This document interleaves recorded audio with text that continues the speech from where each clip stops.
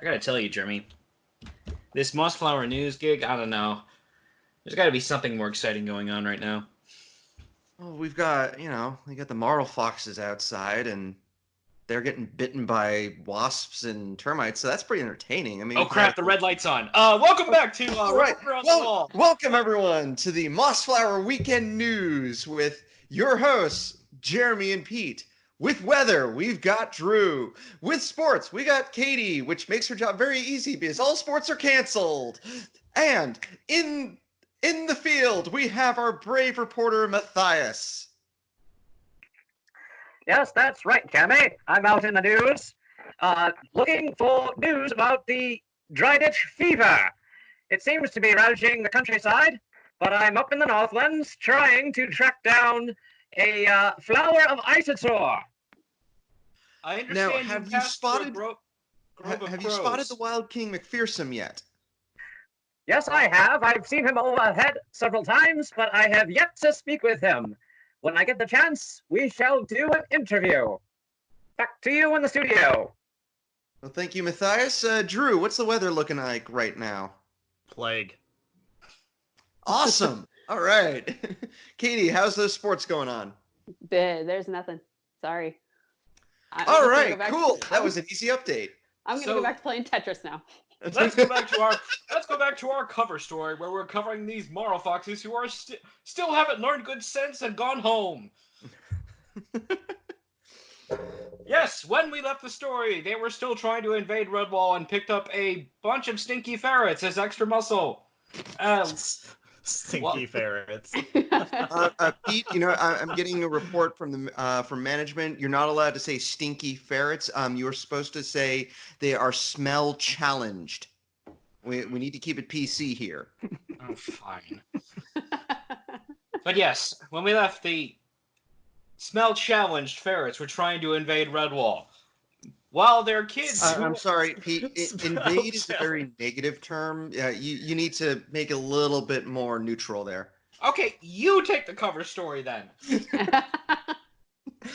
All right, so a group of creatures who may or may not have aroma issues are currently trying to forcibly enter the Abbey of Redwall. Now, the creatures inside are not having it right now. They're not enjoying this. They're like, no. We want you to go back to your island where I'm sorry. We need you to return to your domicile, please. We do not have the room. We do not have what you want from us. Apparently, what you want is to. I'm quoting here, so please, I don't want to get in trouble. I'm quoting for the Red Wallers.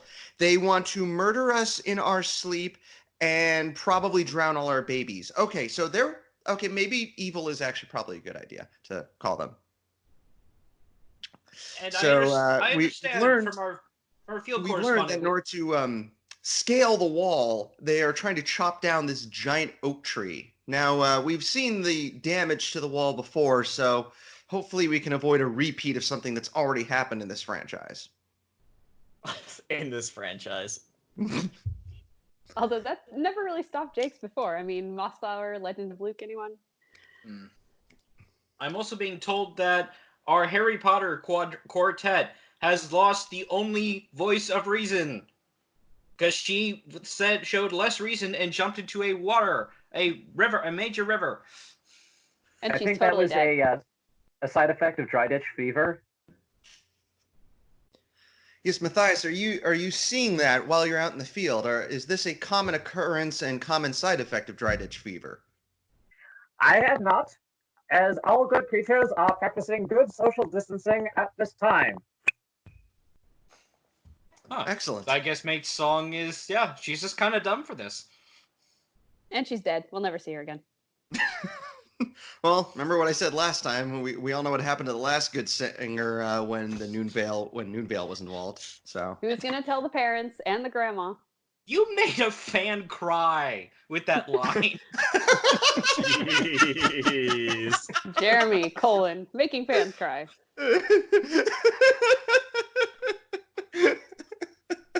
Oh, hey, if I gotta be famous for something, I'll take that. Jeremy's joke. Vermin tested, Furman approved. Yep. Now, we we had someone tweet at us that when Jeremy referenced Rose, that yeah, kind of made him tear up. So shame on you, Jeremy. Bad man. What did the bad man do to you? Rose's death makes me a sad panda. Fortunately, no. Song is not dead. She No. is What? kind of drowning, but Song's she's dead. not dead. No, Oh she's no. not. Oh, she's life challenged. And she But- doesn't just survive with brain damage, it's a brief mental impairment. As opposed to the many hits to the head that Martin received, which occurred a long-term mental impairment. Yes, she wakes up surrounded by the eagle she was trying to save. Yeah, good job on that. And a bunch of am I saying this right? Cormorant birds, Cormorant? cormorant birds. Yep. Cormorants. The Shriekers. They have their own vocal tick because of course they do. This is a Jake's character, of course. We expect it at this point, yeah. And they're not exactly happy with the eagle, who also washed up with Song into their cave. So I have a question. Did Song's actions help at all? Because later the eagle did thank her for saving his life. So did them grabbing onto each other help them kind of, I don't know, have more of a anchor in the waterfall? I think it was he appreciated her effort and the fact that she was willing to sacrifice herself to save his life. I think Song was expecting the scene from Rescuers Down Under where she would fly on the back of the eagle, and that did not happen.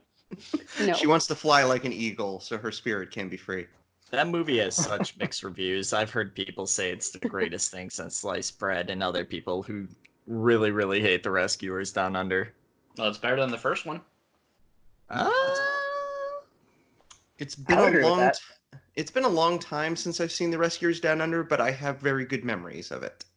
Also, I have a headcanon that I've been working on for all of the last minute and a half that regards Martin's brain damage. Okay. Okay. I mean, mental impairment. What if he's not actually trying to help the Redwallers as a ghost? It's just that when he died, he got lost and couldn't find the Dark Forest. Now he just speaks in riddles. I'm going to disagree with your headcanon because that means Gomph isn't helping him write the riddles. So, Yeah, harsh reality.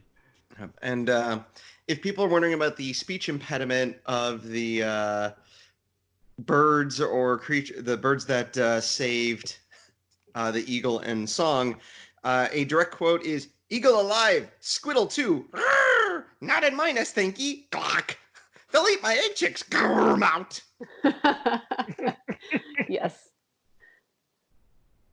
well, you can't blame them. They have probably something in their throat from all the water spray from the waterfall. Yes. And I got to say, my text to speech robotic audio reader that I use so I can read and do things at the same time is not the same as an audiobook. It's just like, it was really struggling with the sounds like GRR. That might make it better. It was kind of funny. Like a poor robot.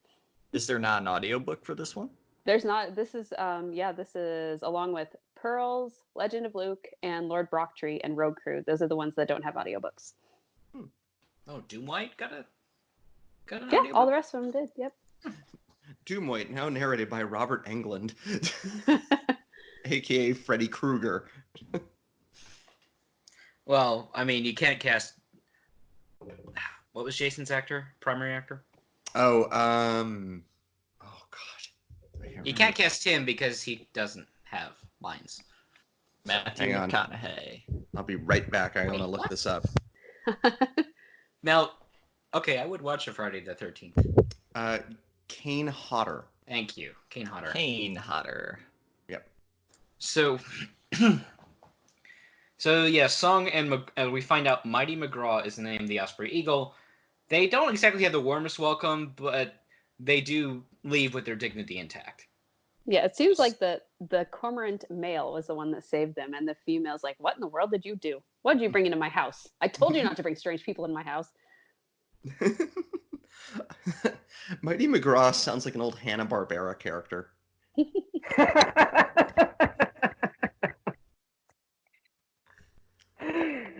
Yes, he does. And Song somehow managed to keep her weapon. Huh. Yeah, I Okay. don't understand throughout all this how Martin's sword does not get lost again. Dan keeps a big magnet with him. Okay, I'll buy that. Well, it Either doesn't that really or- do him much good, but as we're going to find out.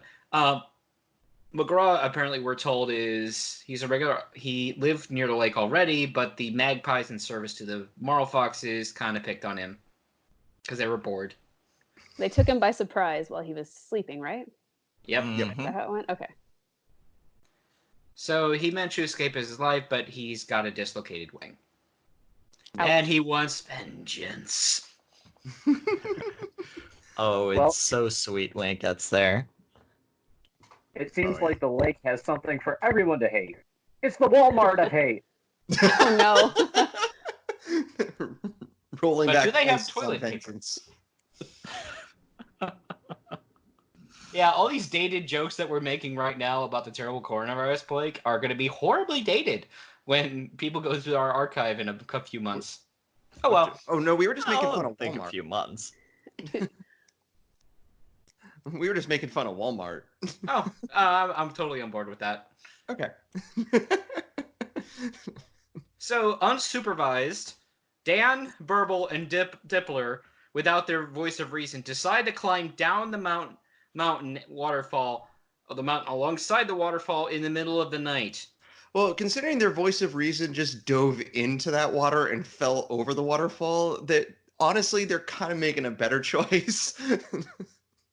Are they? They're You're not following wrong. by example. And also, to be fair, they do make it down. Yeah, they do, and we're outright told it's the worst night of their lives. Climbing Yep. down a spray-drenched cliff face with the waterfall pounding along their left side. Yep. Just imagining what's happened to their poor friend. Yep. Now, It looks like Dan is finally getting the dark, gritty past he needs to make his character arc complete. eh, I am Dan Floor. fear me. My best friend went over a cliff, and now I have to climb down it. Truly, this is the darkest of times. Dan, why are you wearing a bat costume? I am darkness. I am the night. I am Dan Flower. Hang on. I've just got this legal summons. Apparently, Oak Tom has copyrighted this gimmick. I am actually the descendant of Oak Tom. I was Oh. going to say, how long does copyright last? Because he's been dead for a while. Oh, good point. He's been dead for multiple books. It's my title now. So noted. So yes, Plus, I have a sword. He didn't have a sword. He didn't need it, Dan. Everyone needs a sword. It's hurting my voice, hurting my throat. Yeah, would you stop, dude? I mean, you're not Will Arnett or anything. Darkness, one parent. Speaking of sore throats from voice, what is the word I'm looking for? Manipulation? No, that's not the right word. Anyway, Ventriloquism? abuse? Voice abuse? I don't know. Are you going to go to $1 a Mocan? day, you can prevent voice abuse. Yes, Mocan is still making his way back home, and they finally reached the last set of rapids before the lake, and yeah, you gotta love this sequence where he's like, "Hey, you two rats, I'm not gonna even name you, cause I don't care what your names are. One of You you's get in the gonna- boat and take it to the lake, cause you're disposable." And one of And- them's like, I'm not disposable. Yeah. Yeah. Yeah, for Yeah, this whole there's- scene, I just wrote, and Mokan's still a jerk. Makan, Vermin HR would like to have a word with you about workplace accidents and your dwindling number of employees. Your annual performance Accidents? review. Yes, accidents. Your annual performance review is pretty much foregone conclusion at this point. You fail. Apparently, Vermin HR has a special key combination to refer to his team kills. Control FU. Oh. Oh, Is Jeremy it got me? that. I think Mokan kill. Does Mokan kill anybody except his own teammates in this book? Because No. I don't think he kills a single hero or like good character in this entire book. I think it's all his own forces. I think You you're may right. be right. Yeah, you may be right. I mean, unless he killed random shrew number 27, but Ensign Ricky. Well, we've already established way back in Metameo that our shrews dress in red and gold for some reason. Oh yeah. Mm. Another Although shrew the bites the shrews- dust. the shrews have made a very good showing in this book, though. There's several like main people, like what's his name, Bargle. Bargle? Yeah, Bargle. Yeah, I got a Bargle. problem with what happens to Bargle later though. Yeah, Mayon is also there too, and he was cool. He and Bargle were a great duo in the previous book. I can't wait to see Bargle get an awesome fight in this section of the book that totally doesn't, involve things happening off screen with a one-sentence comment. Spoilers. So, the remaining three decide, hey, now that we're down off the waterfall, let's get back in our boat, and we'll ride it right to the lake. Hey, is that a giant cave? Those look like rapids to you? Yeah, I gotta question the logic on this one. Like, fine, climbing down the cliff, they didn't really have much of a choice. In the middle And I of the knew- night? Well, I don't know. Yeah? Maybe. Well, also I think they wanted to get down to the bottom to see if Song was down there or what was left of her was down there.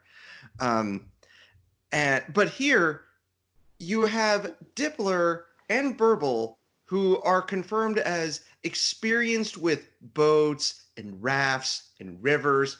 Wouldn't either of them look at this river and go, maybe we shouldn't just drop in here and start going?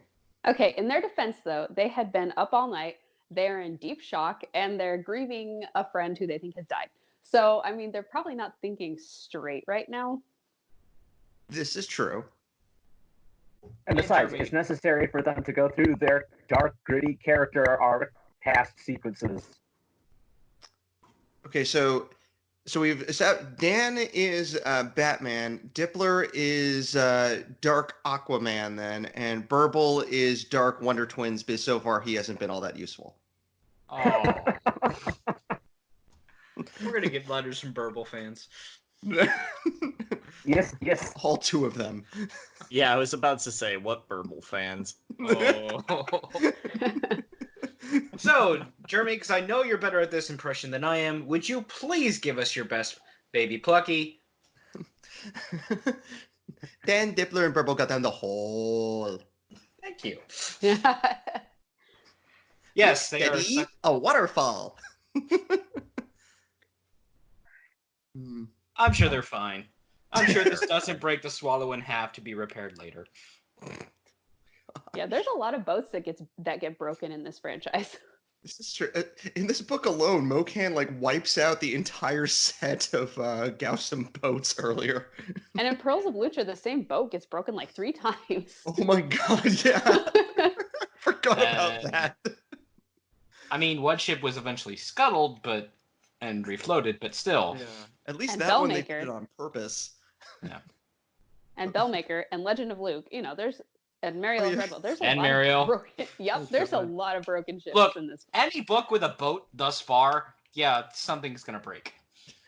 Yeah, Mariel, it was really bad because it was first the boat was set on fire and then it got smashed into splinters because another boat rammed into it on accident. On accident, yeah. It wasn't like a Like Village of literally Star on situation. accident too. It wasn't like, oh, there's enemies on there, let's charge it. It's what the heck was that? I don't know. Yeah. I think we hit something. Keep moving. Back at Redwall, there is food porn.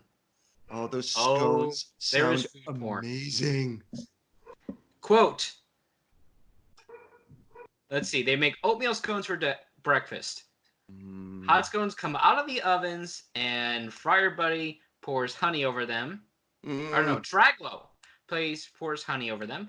Well, Friar Buddy puts a thin slice of crystallized plum in the honey. And that just makes me right now. Me too. That just means Florian comes in. Because he can smell food. Wait, there's food, there's Florian. And he's apparently supposed to be scouting the wall top and to defend from vermin attack, but no. No, he's in the kitchen. Well, he pays for this later. He does. Because Redwall is really bad at posting scouts in this section. They really are. Yep, so Florian's like, there's not much to do. They're just chopping away at this old oak tree. And Buddy and Shraglow look at each other and they're like, oak tree, you say? Quick, I'll get my tape recorder with the Benny Hill theme. Mossflower's funniest home videos. No, they're totally Facebook living this. Like, here we go. Let's see what happens with the vermin. Video goes viral. Yeah. You won't believe what happens when this ferret chops down this tree. Well, it is buzzing, so, you know. It's on BuzzFeed. Oh, no. The 15-second mark will shock you.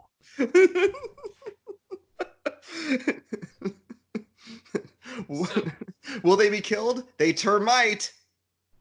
Wah, wah, wah. So Buddy, Traggle, Florian all reclimb the wall where they find Krega, Formogobio, and Jangler already out there with lawn chairs to watch.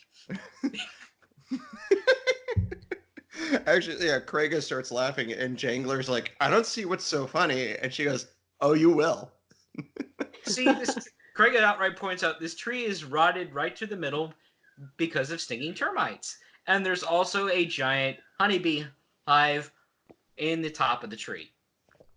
So, as soon as those vermin get far enough into the wood, yes, you're going to, you need the Benny Hill theme here.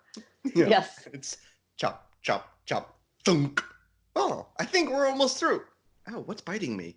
Yeah, Bannon is, this sequence just, it's something out of Emperor's New Groove when Yzma and Krunk are in the jungle, because where she loses her shoes and is complaining, and then instantly this swarm of bugs just goes on her head, was how I was picturing this. Oh my This god. kind of reminds me of the original Redwall in the best way, because it's like, here's another victory won by insects. Woo! I particularly love the line, Raventail was still laughing as a swarm of bees descended on his head. This is where Yeah. I saw in my head Yzma getting attacked by insects. So yes. Yes. I get to see animated Clooney is watching this from the dark forest going, still less humiliated of a defeat than porridge. You gotta say that in the Clooney voice, though, the animated Clooney voice. Porridge! Porridge! Porridge! Bees and termites are nothing compared to porridge! Hey.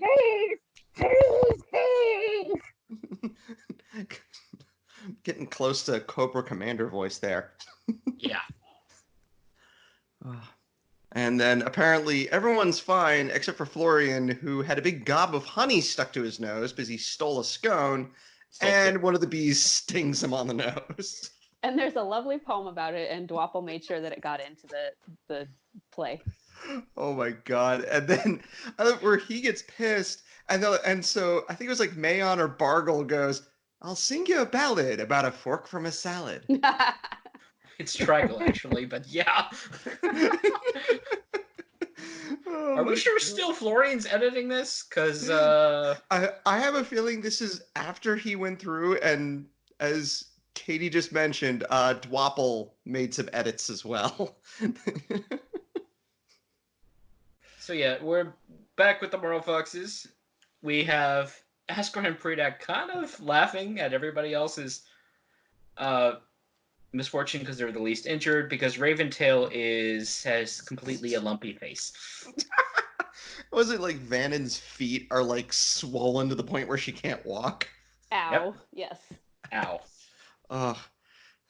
And they lose 6 from being stung to death or running away from driven mad. Just running away. I love that. They just ran for it. But yes, this does not deter our Marlfox. It's like Redwall can still be conquered, right, guys? Right? We'll wanna go beat home. them. I just want to go home to my island with my terrible mother. Oh, never mind. Yeah, they still think Mokan is like getting there ahead of them and is gonna like hang them out to dry if they come back empty-handed. Which I still would like to question: how are they getting back if they don't have boats? Which then also brings up the other question: is how did they get here if they didn't have any boats and they stole the ones from the shrews? Plot magic. Marlfox magic.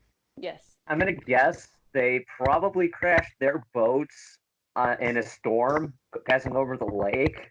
I mean, lake effect weather is no joke. Mm-hmm. And as far as the other point, I don't think they know that their boats are missing yet. Oh no, because in the last book, the last section, one of them went over to check, and they're like, "Yeah, Mokan's gone. He smashed up the boats and took the last one." And they're all like, "Darn it! It really sucks to be us." Yes. Oh, that's right. It's been 3 weeks. Yep. So we also get more. We get Askarod doing a rhyme that apparently Queen Sylph made up to tell her kids to distract from the fact they kept asking where Dad was. Yeah, Queen Wow. Palpatine was a poet, and we didn't even know it. But yes, it's basically like, hey, we're totally the best thieves ever, and we're always invisible. And, yeah, you could totally do this, guys. I love that, like, bringing up what happens later, I'm not going to go into details, we'll get there, but you notice every time they play to their strengths of sneaking around, things go their way, and whenever they actually try to lay siege or attack Redwall outright, it completely fails. And we then finally, Roosevelt actually gets a nice moment with the kids where he he reassures them that they'll be, that he's going to work to keep them safe, and they ask about Dan, and we get, he really is proud of what Dan is doing right now and really wants to see him again. Well, I'd Okay, let them you're know. becoming a better father. I still don't like you. He's trying. This is like the first moment in forever where Roosevelt has not been like dumb as a mud fence, okay? Dumb as a Roosevelt mud can only be a fence. good father figure when he's around divots. So that explains why he's having trouble with his own son. His son's too old to be a divot. I mean, speaking as someone who's worked in education, teachers tend to prefer one age group over another. To the point that when I joke around with kindergarten teachers about, oh, next year you should do high school, they're like, no, I could never do that. And if you ask high school teachers about kindergarteners, they're like, no, they smell fear. And and of course, the most hellish age, and God bless the teachers who do this, are middle school. Oh yeah. Oh Yep. yeah. Let's But not have a moment of silence for every middle school teacher that we ever drove crazy. Guilty Okay, as that's- charged. I feel I have sympathy for some of my middle school teachers. At least a couple of them can go to hell. So You know, I Jeremy, feel the same Jeremy, way. Dark Forest. Dang. one of them can go to the dark forest. That's better. I had a gym teacher in middle school who literally forgot that I was blind and yelled at me for not bringing a pencil to take a test. I'm like, You know? Wait, a test in PE class? yeah, we had to take some sort of test. I remember this because she like screamed at me. She's like, you're not prepared for class. I'm like, I cannot use a pencil in the way that you are. Okay, just okay. And then when she found out, she's like, oh yeah. I'm like, yeah, oh yeah. I have a white cane in my hand. What is your problem? God. Oh, I had a chemistry teacher that was so bad, even the other teachers didn't like him. Like, Ooh. literally, in one of my other courses, one of the multiple choice questions on the, like, just general outline for the course was, when is homework due? And it was option C, I swear to God, said, his last name was Hilke, when Mr. Hilke learns to walk properly. Oh, Damn. Nobody Oh. liked this guy. He was a scumbag. Whoa. Okay. I Yeah. hope. Mr. That's Hilke, if you're that's when listening, he I learned want. he was bad when the other teachers hate him. Mr. Hilke, if you're listening, I want to implore you that this opinion is only Jeremy, and that No, we it have actually nothing. was the opinion of everyone who went to Earl Warren Junior High School in 1997 and 1998. Well, Jeremy, I'm charging you for our lawyer fees if he sues the podcast. I'm Oh, seconding his he's opinion. not listening to this. how do we even get on this topic? Oh yeah, Roosevelt's a terrible father. Anyway. Roosevelt is a better person. Yes. So our three dum-dums without their voice of reason managed to survive going down a massive cave river. That's Thing. what they did. And Inadvertent spelunking. yes, thank you. And yep. And they all at one point think Burb is dead. Yep. Because you've lost 2 of your 4. Good job. It fills Dan with determination. Yeah. This does have one of my favorite lines in this series, which basically is, if you die, I'll never speak to you again. Yes. And then Dan's like, you'll never speak to me again if I die? And Dippler's like, you know what I mean? And Dippler's worried because he lost his Chekhov's rapier. Yep. Uh, It'll never show up ever again. yes, he lost his rapier. And yeah, I'm sure no one else is going to find it. Nope. Nope. Dan didn't lose his sword, so. Oh, I but think Martin magically glued his sword to Dan's back, just like, you aren't losing this like that rat bag Samkin. Or like I did. I mean, Martin is one to talk for losing weapons. Martin, never let anyone take this sword from you. 10 minutes later, give me back my sword. So meanwhile, poor Burble has his tail bitten on by a fish. Ouch. Yes, Yes. ouch. And Dippler and Dan basically pull him free. Well, Like they it's pull him- Benny Hill. Dippler pulls him, and Dan, deciding to just go with the I'ma hit it, grabs a giant piece of stalactite and bashes the fish in the jaw with it. Well, Ouch. well, we're eating good tonight, guys. Who wants fish for dinner? But it slides back into the underground lake, Yeah. and they It never see it disappears. again. Although I don't suppose it would make for very good eating. I can't imagine there are many nutrients in an underground lake like that. Oh, they keep walking through the cave, and eventually they do find a way out. And they're like, "Hey, I want to widen this hole with my sword." Hey.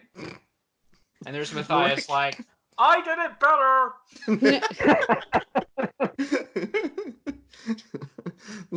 And when they get out, it leads to one of my other favorite lines. If you two don't go to sleep, I'll kill the 2 of you and never talk to either of you again. Yeah, you can definitely tell the boys have, like I've said, they've lost their voice of reason, so they're gonna kill each other before this is over. Much like in The many banter- groups, all the guys are going to try to kill each other while the girl is the voice of reason. The banter of the 3 of them when they're trying to go to sleep, it feels like 3 old friends camping and not 3 relatively recent friends after collapsing from a narrowly escaped death by cave experience. But they don't think to post a sentry because they haven't Again. learned. Yeah. Again. This is this is like the 4th time this has happened. Oh, I don't even know. God. Hey guys, it's Dippler's rapier. We found it. Oh. It's attached Oh, to look, it's Fenno. Fenno. Hi, Fenno. How you doing, jerkface? Yeah, and I love how Fenno's like, it's your fault that I'm in this mess. I'm like, yeah, Fenno, it's Dippler's fault that you're a dirtbag. Fenno is holding Dippler's rapier at Dippler's throat, and he's like, well, we got a score to settle, and Dippler's like, you're not gonna harm my mates? No, I mean, what do you expect me to do? Stab him in the back? Oh, I see what you mean. Yeah. And Fenno's like, I'm just going to keep my back to your friends here as I threaten you. And hey, why is that guy grabbing my foot? I don't. I love the line. He said, now I'm gonna slay you like I did old Logalog. Dippler was unused to the heavier weapon, but I leveled it as enemy. You can't kill me like you murdered Logalog. I'm facing you, Fenno. Yep, Yep. that's a good one. We did. Basically, he protests, hey, you guys can't gang up on me. That's not fair. That's cheating. Good Lord, Fenno, you are the worst kind of person. And Dippler's like, you know what? No, he's right. I need to do this by myself for vengeance. Yeah. And Dan's like, here, use the sword of Martin that's like twice the size of you. And wait. Yeah. But, and true to form, on the plus side, Dippler does cut the rapier in half, but Yeah. then loses the sword, then grabs the half of the rapier and, well, bashes Fenno in the skull with it. I'm okay. Forget Rat Death. Martin's sword should have been named Blade Cutter. Yeah. That's actually a better name. Sword death. At one point, Fenno dives at Dippler, who fell to the ground after he got headbutted, and Dippler pulls to one side. He sees the broken rapier and stabs down on Fenno when he rolls over. Yep. And then laments that he didn't stab him in the back. Yeah. And he's just like, I got my vengeance! There's a lot of vengeance in this book. Now to find my rapier and... Oh, wait, this is my rapier. Darn it! Well, I mean, it's broken, but hey, it did its job. So, Yeah. Who's for Chinese? And they walk off. So, you know what? And now that they've gotten through the river, they've gotten through the underground tunnel of doom, Fenno is dead, I'm sure everything will be smooth sailing and, oh god, now they're being chased by lizards and toads. It's Well, always lizards and toads. Why? That was totally unexpected. Ah! Katie, add those to the counters, please. Ding, ding. This is like Legend of Luke when Martin's group got into trouble every like 2 pages. Not quite as bad, but yes. Oh my gosh, this is true. That was all compressed into one section of the book, but this is more. But like they're just walking, and they go, "Oh wait a minute, this is bad," and then they run and then dive under a trunk into a bunch of a tree trunk into a bunch of mud and goop and gunk, and go, "Yep, we'll be safe down here." And why do I smell campfires and boiling things? Oh god. Nuts. Apparently, the reptile and amphibian species in these books have one gimmick. Eat, eat, eat. Oh my god. So we leave them again in trouble. And this is the same chapter. They don't even go every single chapter these three are in this entire section so far, they have gotten into trouble. Yep. Oh my gosh. Did they like hit a black cat with the swallow while going under a ladder and shattering a mirror? Probably. No, I'm They, just going to uh, send... Go ahead. they checked all their brains at the door, gave them to Song, and she still had them in her pack when she went over the waterfall. Yeah, Hey guys, I'm going to try and rescue that eagle. I'm going to take your common sense with me. there is a deleted scene where they used a Ouija board. You Nice. will die soon. Darn it! See, I'm going to extend my Harry Potter theory, because those books, Hermione Granger was basically responsible for everything. And everything smart done by done by the main characters. They've lost their Hermione, so Yep. yes. I saw a quote once is like, every Harry Potter book should be called Harry Potter and that one time he should have listened to Hermione. Are those quick question? Are those movies on Netflix? No.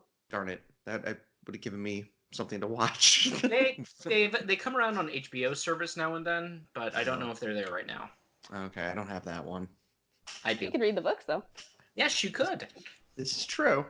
I mean, we're a literature review podcast. I could get, you know what? I could see You if did the Audible has TV another shows. free trial and I can just get the first one audiobook for free. Actually, there are two things on that I should point out. Literature news being library employee, all that jazz.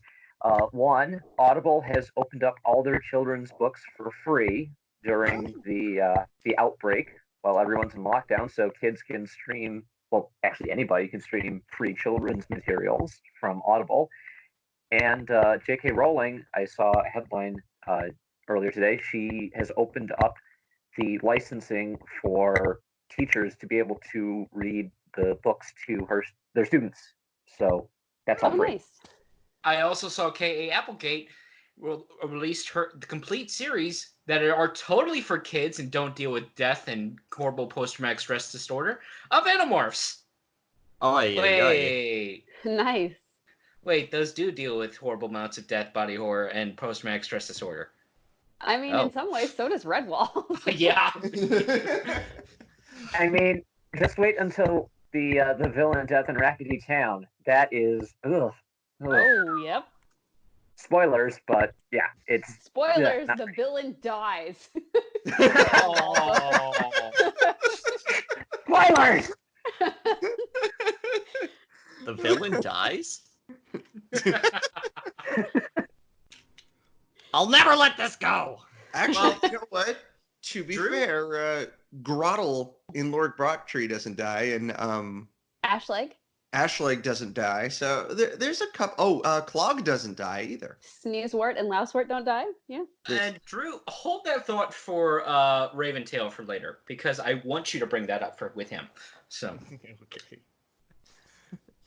Meanwhile, on the opposite end of the productivity and competency spectrum, Askrod figures out how to get into Redwall. Very nice. Good fox. You need a cookie. And Redwall, I mean, you could excuse, most of everything that happens before the titular book, but after Clooney, you're telling me your best locking mechanism for your primary gates, not the side gates, mind you, primary gates, is just to put a big heavy bar in a set that holds the doors together. Yeah. Look, we've established that doors are not their strong point. No, they're not. There is no door in Redwall that has not been broken through at this point. Because Asgard is finding that if she gets enough rats who push a thin spear underneath in between the two doors and pushes up, she can knock out the main locking mechanism. I think Askrod's the guy. He is, yeah. Oh, sorry, Asgrod. Askrod's It's like, fine. I'm the only guy left. It's fine. They're all kind of interchangeable at this This point. is true. Generic Marlfox number 5. Zero was the only one with like the kind of crazy style to her, and she lost her head. So Literally. she never got to be the head of the Marlfoxes. Aw. And because Jangler was a cut above the rest. Where's my And a buzzer? cut above her neck. I'm pretty sure we've had that one before. Where's my buzzer? Come on. We just This watched is all over. Katie, Marlfoxes in a Slice of Life episode. Ah. Katie, when this is all over, I'm buying you a taboo buzzer for this. Sweet. Just put an air horn up to the microphone. No.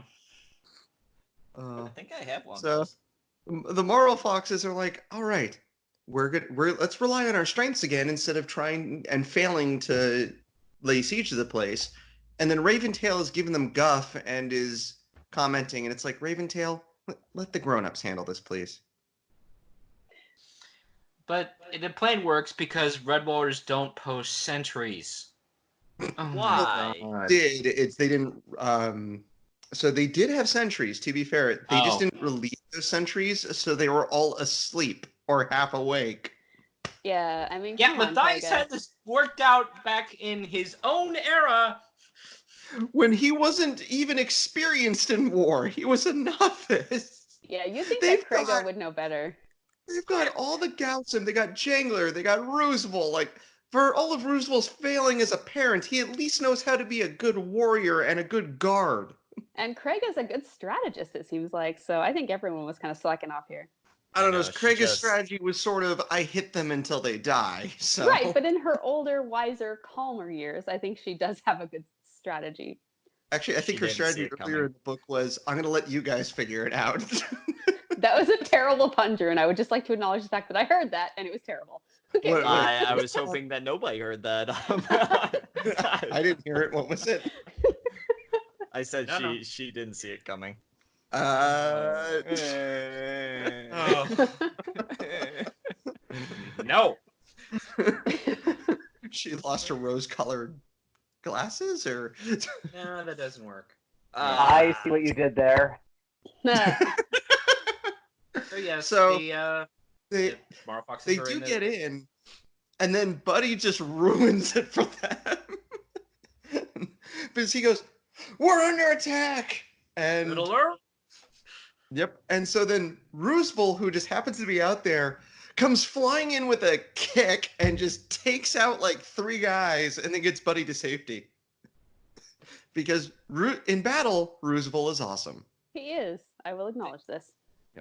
And the They vermin quick- start fighting with each other, and yeah, reason number 26 that vermin always fail. They don't play well together. They take their No. toys and go home. And Krega, for her own rights, is just like, what can I do to help? And Leo and Rumrose are like, hey, come upstairs with us. We got something special planned. Chekhov's longbow is missing. I wonder where it went and who loaded it. So we then find out that Raventail's crazy crew killed almost every single guard except for Mayon, and Mayon's just like, I don't care if I'm a hostage. You all can go. You all can go to the dark forest in a cart. I don't care. You all suck. Bring it. Oh, And you then we captured find me. out- Big whoop. Want to fight about it? Pretty much. And then we find out they killed Bargle off screen. Yeah. They just mentioned, by the way, Bargle's dead. I'm like, what? Why? How did he's barely shown up in this entire section, and he was awesome in Act 2. Why does he was. die off screen?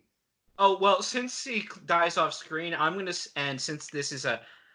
We haven't explained why, for narrative reasons, these books are treated as acts.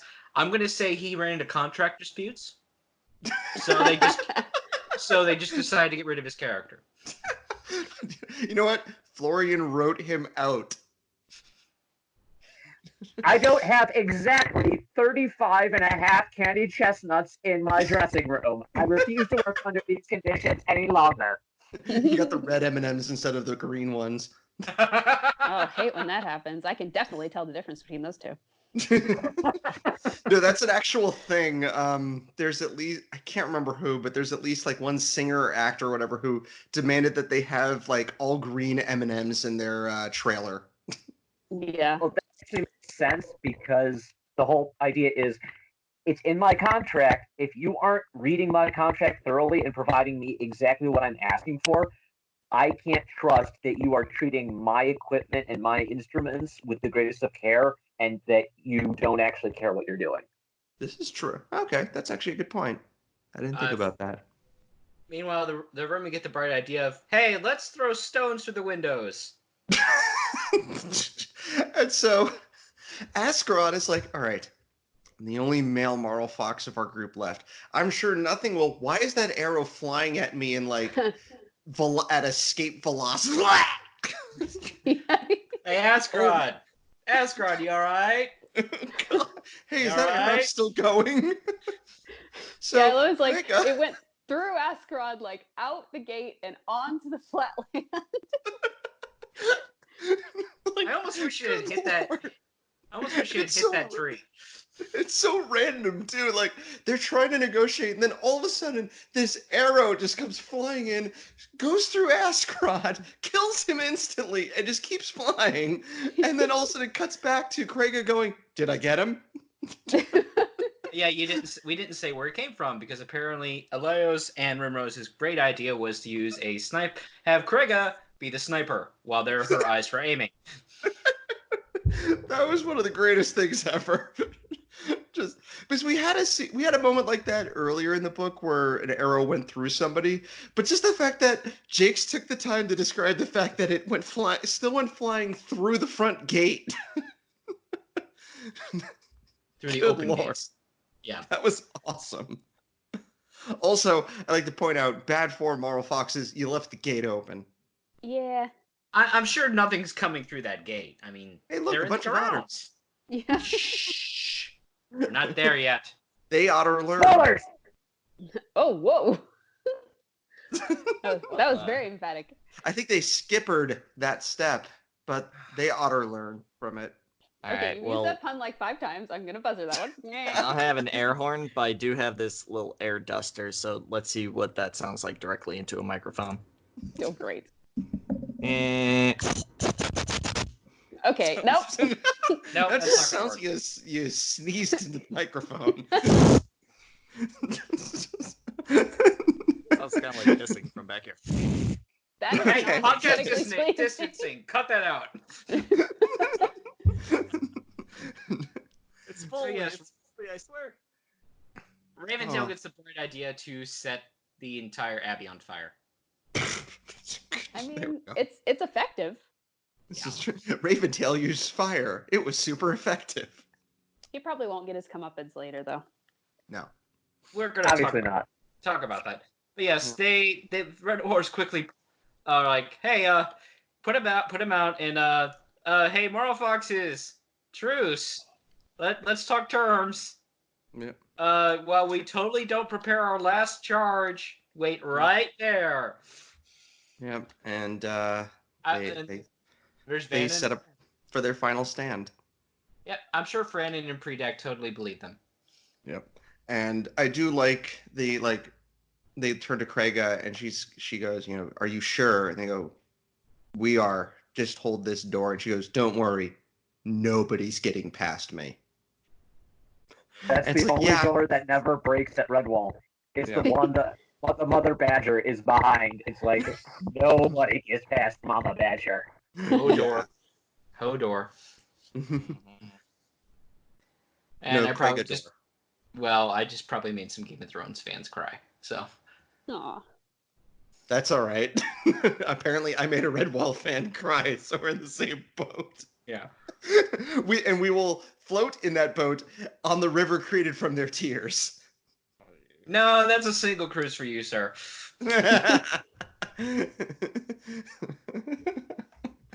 It'll be a 3-hour tour. So Van and Predak are like, yep, so yeah, they're gonna do a last charge and we're gonna win and everything's gonna be fine. Why is there a javelin in my chest? Yep. Yeah, Predak is just like, we're going to. That's too. I love how I will say this: the Marlfoxes don't exactly have the most distinctive personalities between them, but we will definitely remember how each of them die because each of their deaths is quite entertaining. Yep, Van Yes. there's an otter javelin suddenly growing out of her chest, and Predak runs away. And hi Roosevelt, parlay? Hi, Boracle. Oh, Borkle, Borkle, right? My, Didn't you have a my brother? name is Boracle the Otter. You killed my brother. Prepare to die. Parlay? Yeah. Here's my form of parlaying. I will squeeze your neck until I hear a snap. And Drew, this is where I want you to definitely bring this up because, quote, the door, Raventail fought like a demon until he was backed up against the abbey door. Florian could not resist stretching past the fairy chieftain and striking the door with his pole. Vermin leader outside come to call ye on ye, marm. What? The door opened slightly. Raventail managed to whimper of fear as Krega's paws shut out and snatched him inside. That was the last time any beast ever saw the barbarian Raventail alive. So, is he dead? Or did Craiga just sit him down for nice tea and scones? And later send him away? If you believe that, I have a river moss to sell you. But yes, Raventail is dead. No, they did see him at tea and scones. She made toothpicks out of him. Oh, But yes, I'm sure Craiga totally treated him with utmost courtesy as she kicked his corpse into the outside the abbey. She broke him in half.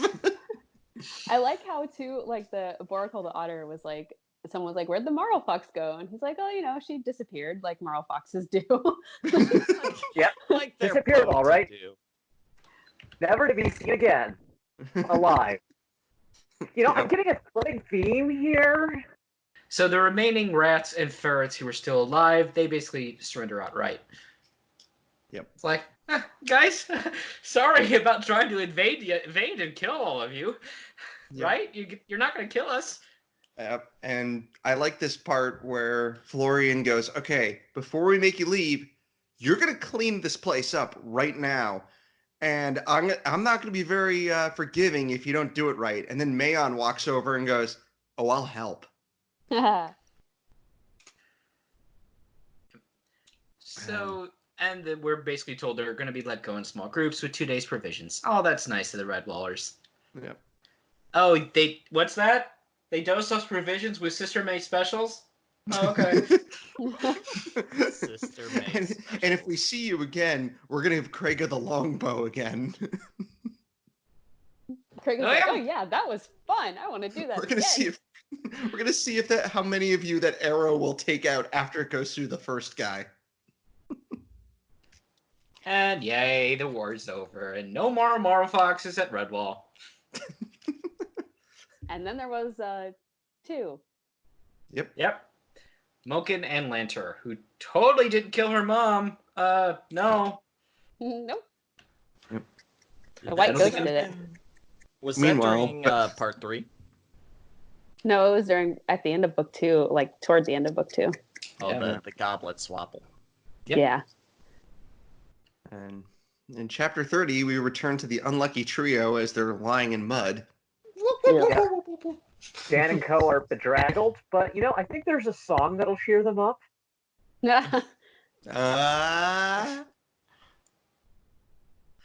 Yep, and I love the fact within seconds of them finding Song, all of a sudden everything's okay again. Hi, Song. Well, I mean, shower. They get their brains back. Yes. I imagine Song's... If we only had a song. Do, do, do, do. I imagine Song's happy to see them, but she's holding them at length with a pole. You need a shower. Actually, she does tackle hug them and then goes, oh shoot. Yeah. I'm covered in what I really hope is mud. Sure, let's go with that. Yeah. And her grandfather, Gaujo Swifteye, is alive. You guys, there's something totally wrong with the world. There's a complete family happening here. I don't understand what's happening. For some reason, I thought you were talking about like outside your window right now or something. I was just like, that's not social distancing. It's okay. It's okay. She doesn't have her maternal grandparents. Okay. Well, they're not mentioned, but we have 3 generations here. This is unprecedented. This has never happened before. Both of Song's parents are alive, and both of her father's parents are alive. Worlds are colliding. The dead are rising from the grave. Dogs and cats living together. Mass hysteria. Thank you, Peter Venkman.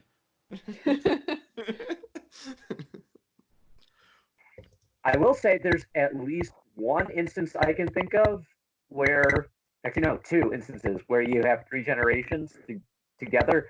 One in book, one presumed.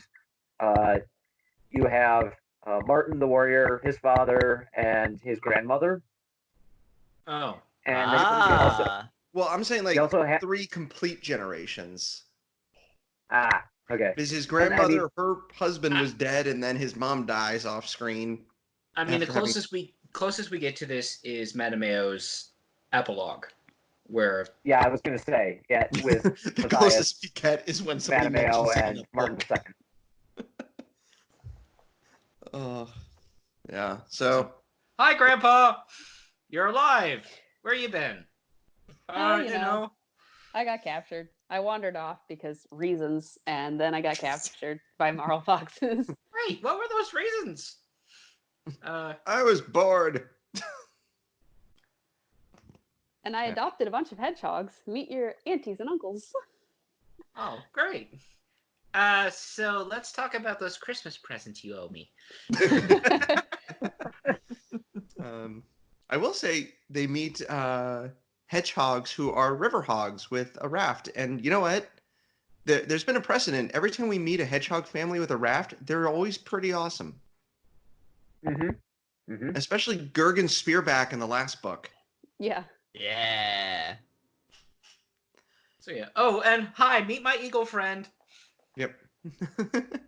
Song says she has trouble understanding Migraw's Highland accent, but at least it isn't Donald Duck. Yeah, I gotta tell you, when DuckTales came around again 2 years ago, or how many, it was really hard to understand Donald as an adult.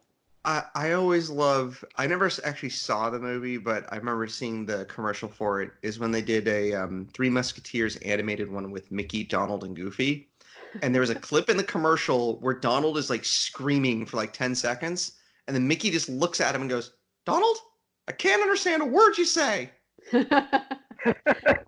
Well, DuckTales made a comment on this because they got, who plays Rhodey in the MCU? Oh, Don Cheadle. They at one point in the season 1 finale, they force a gyro gear loose invention down his throat that gives him Don Cheadle's voice, because they actually have Don Cheadle voice Donald Duck for an entire episode. That's And it was awesome. Duck's Yeah. joke back down. I need to watch I that. am the storm. Also, we get more awesome food.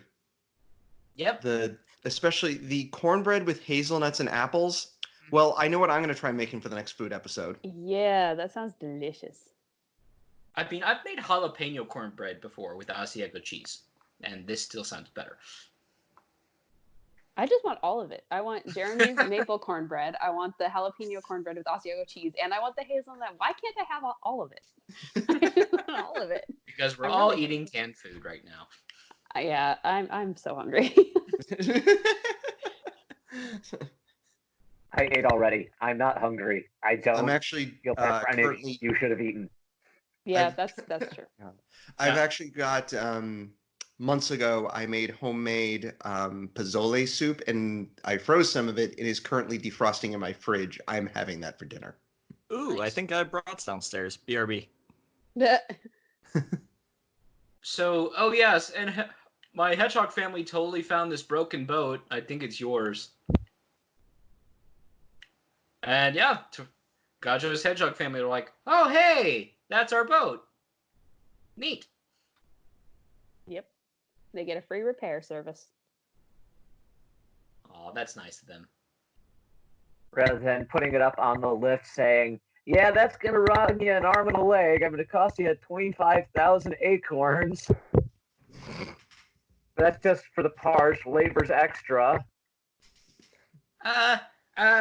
Oh, and songs like, "Hey, I have my dad's American Express." Hey, hey, hey. Can you take that? And they mentioned that McGraw is actually not that hurt, that his wing is dislocated instead of broken. And McGraw, unlike Strike Redkite back in Matameo, is like, "Oh yeah, you can heal me? Dude, let's do it."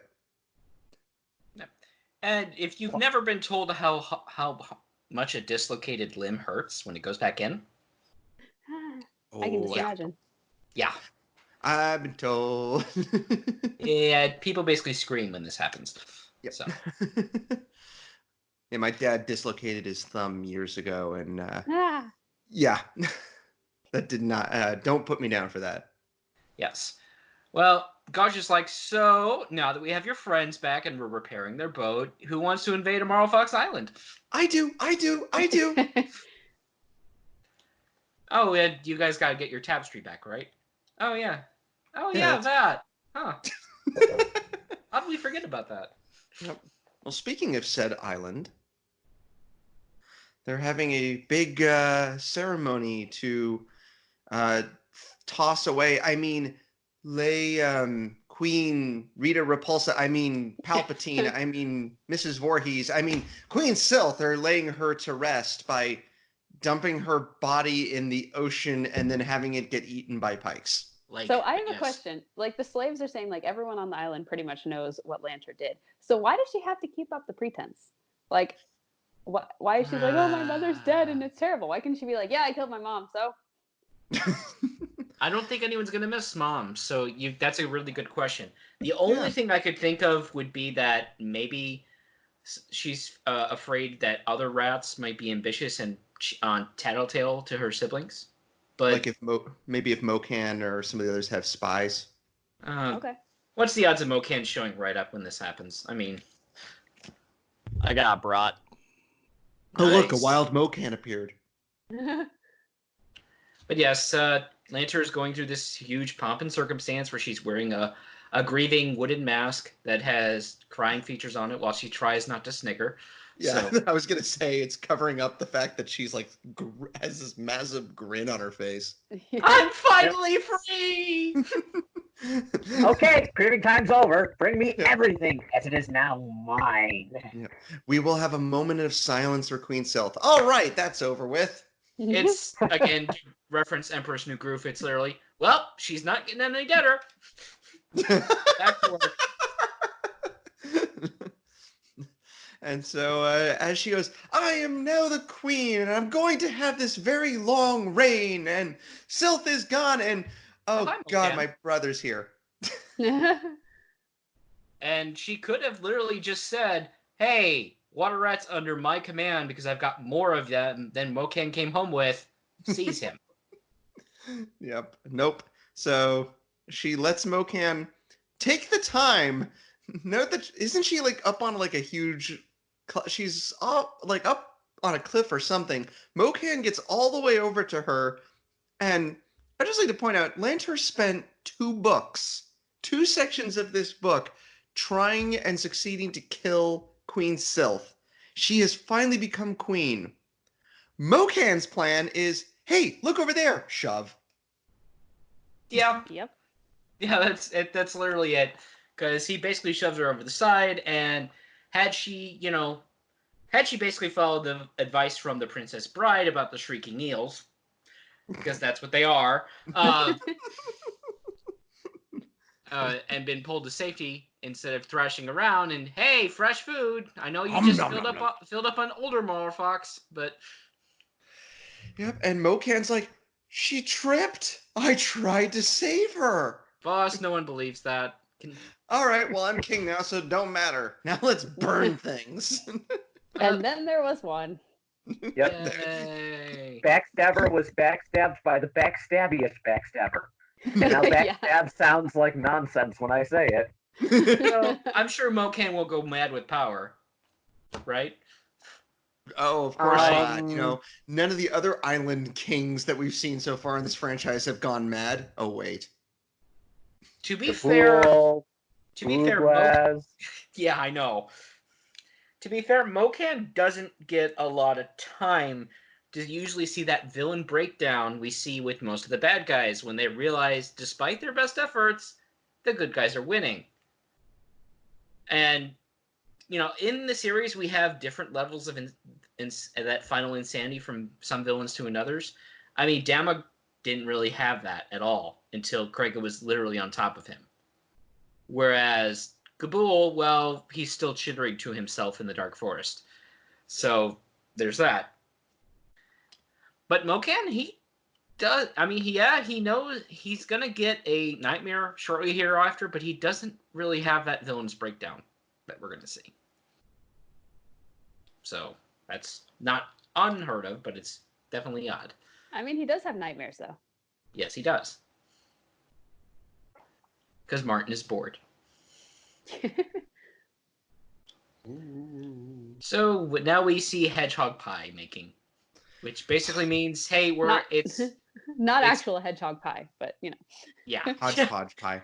Hodgepodge pie, sorry. It's like, hey guys, we need to make a grocery one. What do we got left? Doesn't matter, throw it in. You Yeah, laughed, skip but this. I had an ex who would make soup called pantry soup when she had to do that. So, hi Trina, don't sue me. For what? You just made a reference to something. Yeah. It's not like you're insulting anybody. No, I'm not. What was your dude's name again? I wanna give it to him. My ex, the whole reason I started no, this like- podcast. No, the teacher I was insulting earlier. Mr. Truby? No. Yeah, let's go with that. Trudy. Mr. Tumbles. No, I don't know if I've said this on air. Mr. but- Jerk. We'll just go with that. I don't know if I've said this on air, but one of the reasons I finally had the impetus to start all of this was a breakup. So Wait. Now I want to hear this story. How'd that happen? back So they're making a pie. And in my spring of reaction to this 17, was, come on, Burble, let's listen to a song about making a pie instead of preparing to attack a heavily fortified castle. That sounds like a great use of our time. I feel like Jeremy doesn't want to hear the story. there's not much to tell. I mean, spring of 17, I was stressed as all hell in a bad job. I was trying to finish my master's degree, and the relationship I had was in its death throes. So we weren't communicating very well, and she already knew I made one podcast, and I was talking about doing a second and producing a third for her because she wanted to start her own. And yeah, we broke up in April, and I literally like a week or two later, it's when I posted my first thread on Are You Lately? I'm like, hey, who'd be interested in this? I remember that post, and then Yeah. I responded to it, and now we're married. Oh, Aww. That's how I met my Pete, husband. is there something you're not telling me? so back to this pie. But yeah, it's Death Day. It's actually, we're told it tastes good. So yay, that's good. It is. My dog just yawned loudly into the microphone, so hopefully you didn't hear that. I didn't. I Okay. think I heard her Nope. barking earlier, but that's okay. No, she wasn't barking. I think it was. I heard another dog barking somewhere though. That was probably my dog. Ah, I've got Either my dog or your dog. right now. Disrupting So- the podcast. we have McGraw who's finally flying and he's happy again. Yay! Now he just needs to get his vengeance. I just like when he's like, I don't want you guys watching while I try to fly for the first time. You'll make me nervous. So he banishes them all like down below. Yep, and So, they go through. Let's have fun storming the castle. Performance. They do go through anxiety. some rapids that actually make me think of the ones that Sam Kim dealt with, because they go through them right before they reach the lake. Yep. And then we get, which I think this has to be a Guinness World Record of the most times the word snore and its variants has been used in one paragraph. Yes. Does everyone in Redwall have sleep apnea? Seriously. Everyone in this book does, apparently. It's a serious medical problem. It is. Yep. And they're like, Song, why don't you sing us to sleep with your beautiful voice? And she's like, okay, I'm sure this scene won't be juxtaposed by Mocan being evil McEvilstein.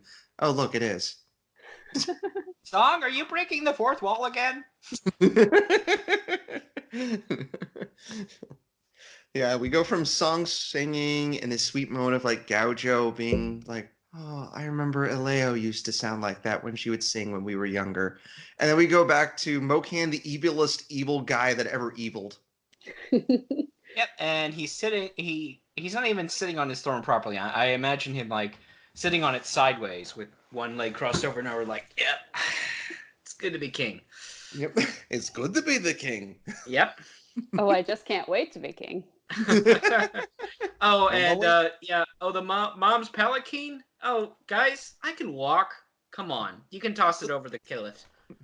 I'm gonna do to it what I did to my sister. Throw it off a cliff. Wait, what? I mean, Nothing. I'm gonna watch it perilously fall while I try to save it. Yes, that's it. And so he goes to the water rats that survived everything with him and goes, "You two are loyal. What are your names? I hope they're nothing stupid sounding. We're Toolam and Durlo, sir." And to And be even though honest, they don't sound like German names at all. It No. sounds like an otter and hedgehog pair that wander around and then end up working in the cellars. He's right. Yep. But And- Tulem and Duro are like, we finally made it back to the island. We survived. Oh gosh. Okay, you guys are officers now, and I'm like, oh cool. Although we really don't have experience leading, but thanks, boss. So what happens to Wilson Ulig? Back to the bottom of the barrel with you two. This is like Long Patrol all over again, just appointing the two random people as officers that have no experience whatsoever. Yeah. So far, the only skill these guys have showcased is not dying. Well, I mean, given what Mokan does to his underlings, that is pretty impressive. This is true. And they've been loyal. So that's other. And you know what? He at least rewarded them for their loyalty. He didn't just be like, "Hey, you guys know too much. I'm gonna have to kill you both now." Oh, and so let's go hang up my tapestry, and let's see what it has for breakfast. And when slaves, if you work hard enough, I'll promote you into my army. The slaves are like, Yeah, whatever. not sure how I feel about that. Yeah. Oh, and +1 to the never trust a vixen counter. Yep. And the slaves are like, yeah, he's as bad as his mother was. Huh. Less Well. shrill though. We're kind of bad. This is probably bad for us, right? I don't really see a difference. Yeah. I think one of the Yeah, slaves is even like, who really cares who's in charge? It sucks to be us no matter what. Mokan makes being drunk on power look very unattractive. It's not a good look on him. And Duro and Tulem take to their role pretty quickly, because now they're ordering the demoted Wilson Ulig to hang up the tapestry. So, back on the lake, hey, what about we do about those pikes who always attack us every time we try this? Oh, we're just going to shoot them. So, this is like James Bond and the Sharks, isn't it? Yep. Mokan's like, Pike? I want pike with laser beams on their heads. Pikes are just freshwater sharks, I guess. Yep. Well, to a mouse, probably. And yeah, their way of distracting the pike is, we're going to throw a fish in the water and shoot it until it bleeds, and then all the pike are going to go insane, and then we're going to shoot a pike, and they're all going to turn on each other and start eating each other. Pike are awful and horrifying monster creatures. This is not uncommon for real fish species, actually. I trout fish every May in a Missouri state park, and I hope I get to do that this year. But trout, if you're not supposed to clean your fish in the streams because one, it's disgusting, and two, it can dirty the water. But three, blood and trout will eat each other if given the opportunity. Delicious. Wonderful. Yep. Fantastic. Yep.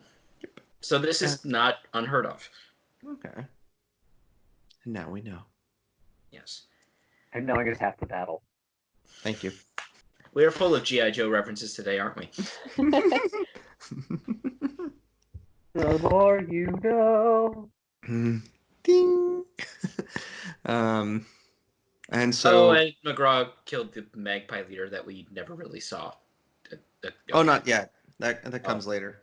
Oh. I think he eats a couple, or he watches them kill the pike. He goes, "I'm gonna go take care of this magpies," and then we find out what happens to their leader in a little bit. But no, what we get, well, actually, McGraw hasn't left yet. We get the hilarious insult contest between everybody. And yeah, this is why there's no good guy HR, even if it's done in good fun. yeah, and then they try it on McGraw, and he kicks everybody out of the raft into the rain, and then slams the door shut. Never Was it insult something I something said? thrice your size or bigger. Yeah, Yes. McGraw wins. Was it something I said? Yes. Yes, it was. We then get, for some time killing, which, first of all, Oh my Skillian God. Duck still sounds delicious. We get a page and a half of song. Yay! And not the squirrel that, it's an actual song. Oh, it's an actual Ooh. song. This is the longest song in all of Redwall. What As it the was. heck? So, let me get this straight. Bargle dies off screen. Never, we don't get any cool, final stand from him. I get narrative-wise why they had to kill him off for stuff that happens later. We didn't get some cool epic battle of him taking on all three of the Marlfoxes by himself or something. No, he dies off screen because we had to make room for a page and a half of a song. Yes. It Again, sounds skilly duff, to be fair. far be it from us to accuse Brian of padding the books, but he's padding the books. He just likes songs a lot. He really does. I get that, but it's a page and a half. And there's been, it feels, because I remember, I think, basically up until this point, this section of the book has not had that many songs. No, he was saving them all for one big release. According to my count, Act 3 of Marlfox has 8 songs. 8? Holy cow. 8. Yep. That was number 6. There's 2 more. Yeah. I count this as 2. This is Well- this is longer than so many of them. Well, I count songs as poem as the same thing. Sorry. Oh, We did- okay. Yeah, that makes sense. But we didn't cover Lanter's. She did a farewell poem for her mother. So. Oh, yeah. Jeremy, it's just a song. Let it go.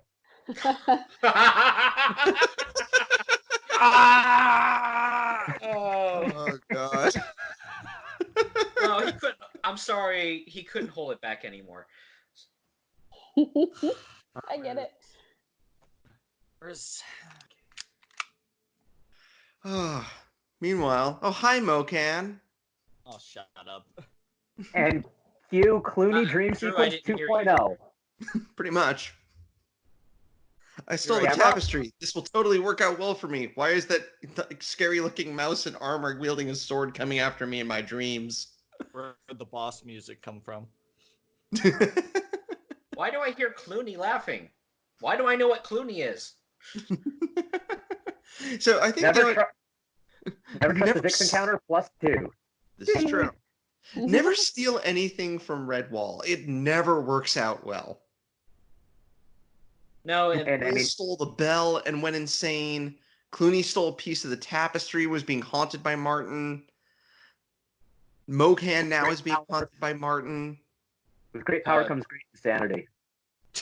Pretty much. Martin's sword was stolen by those 2 vermin in Salamandastron. This is true. And then both of them died. And then the guy that stole it, that took it from them, died. And then the fish that Sam Kim, that tried to take it away from Sam Kim, got stabbed through the brain and died.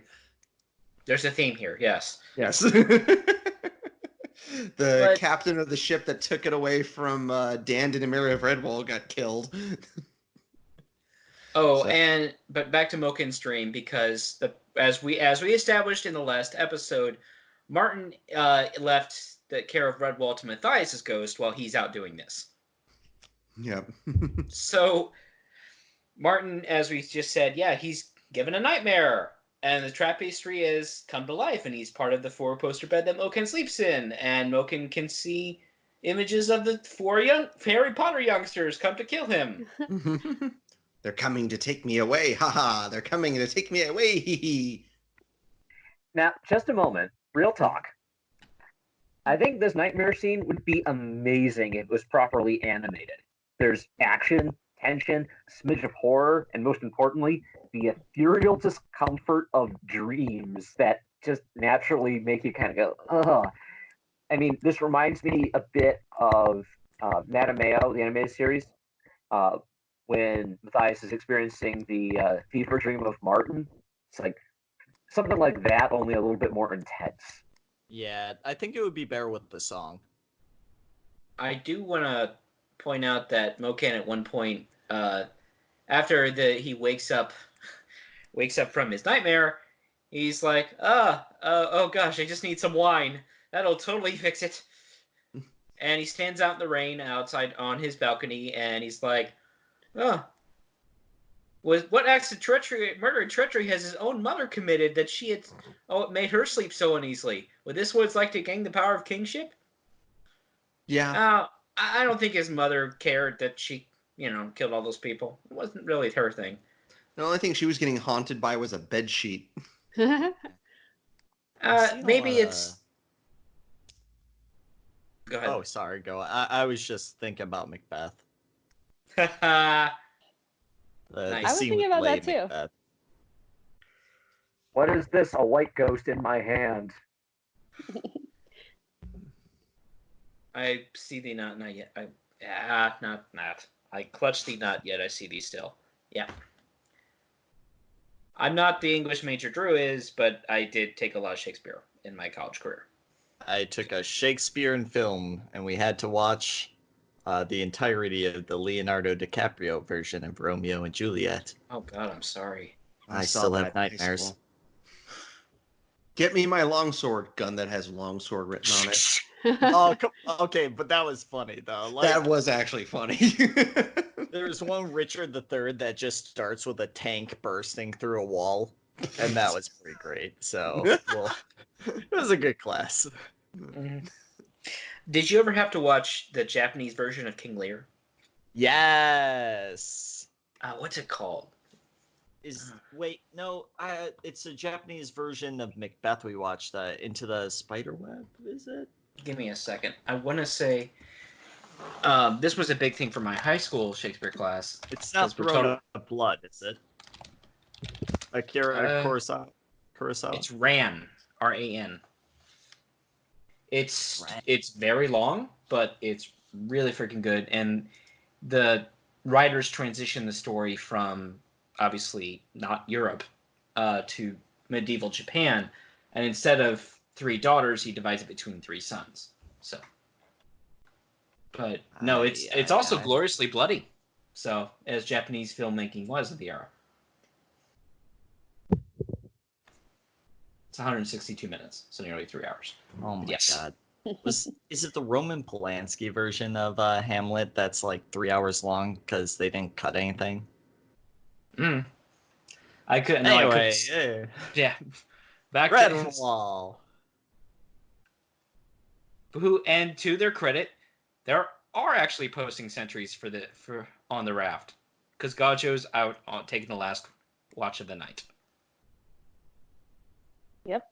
I could definitely tell he's clearly overjoyed. We don't see his reunion with Song initially. Which kind of made me sad. Yeah, I kind of wanted to see that. But he's clearly like he now that he knows his wife and son are alive, yet he wants to see them, and he's kind of regretting. I won't say regretting, but he's definitely nervous about going into battle, even if this needs to be done for justice. Meanwhile, they still have their plan because he's like, okay, we're gonna deploy the Swallow, and Dan, you've got a secret mission. Yep, you ready for it? Yeah, I'll totally be fine. Have fun storming the castle, Dan.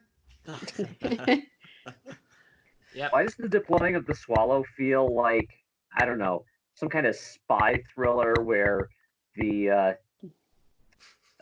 somebody hides inside like a missile and they get shot out of a submarine or something? I don't know. It feels so covert. The way It's made me think of Escape from LA. Did you ever see that? I saw New York. Okay. Escape from LA, they literally put him in a pod and shoot him out of a submarine to get to LA. But yes, the foursome take the Swallow, and their whole thing is they're going to go free the slaves to add to their army with plenty of weapons. Actually, it's just Dan and some hedgehogs. Oh, is it? Song and you're right. Dan and 4 hedgehogs. Verbal run off away. And, Dan and 5 hedgehogs. Yes. Yep. Sounds and like a band. I will say, Dan and the Hedgehogs. We are gonna rock Mossflower. I got my banjo. I do like it in some cases when we don't know the hero's plans ahead of time, like here, so we get to be surprised. Hmm. Brian does a really good job displaying the despair of the slaves until a grappling hook out of nowhere suddenly gives a little spot of hope, followed by probably one of the best lines in Act 3. Good morrow to ye, mates. I'm Dad Regabot. Any beast fancy being liberated today? I He's so casual. I felt so proud of Dan at this moment too, because he's just like when they're talking about how like Regaba, like, oh, I've heard that name before, and he just feels so proud. I'm like, oh, Dan. Yep, I really like that. Roosevelt would be super proud right now. And I just imagine Dan running up. My name's Luke Skywalker. I'm here to rescue you. And we do get. I've noticed something. We don't get a big fight here. We get like a short little bit of action, but there's not like a massive final battle like we've gotten in some of the other books. Yeah, which is kind of like, it's kind of a refreshing change, actually. Not that I don't like a final battle, because I do, but Mm-hmm. Yeah, and it does fit these villains more. Like Mokan, instead of leading his troops into battle and making a final stand and everything, he's just like, well, this place is done. I'm gonna get out of here and live. Like it fits his character very well. Mm-hmm. Oh, and McGraw's killing some magpies. Yep, the Akrak or Aflak or whatever his name is.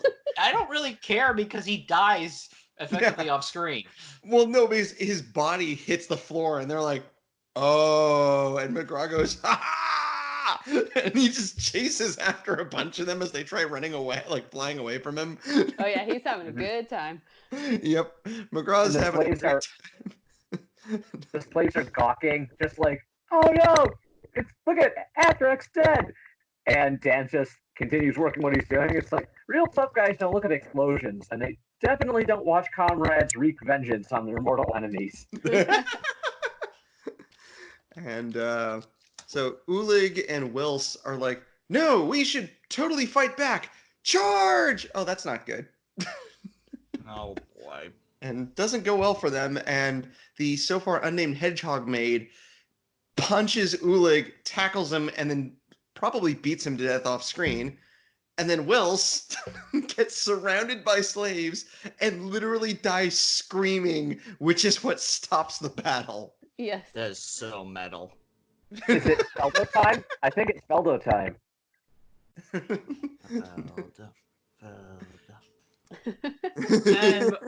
And meanwhile, Moken's like, huh, I'm being invaded. Huh. Well, I know when I need to get the heck out of here. Exit stage right. Mokan is a fraidy frog. Mokan is a fraidy frog. Shut up, Dwapple.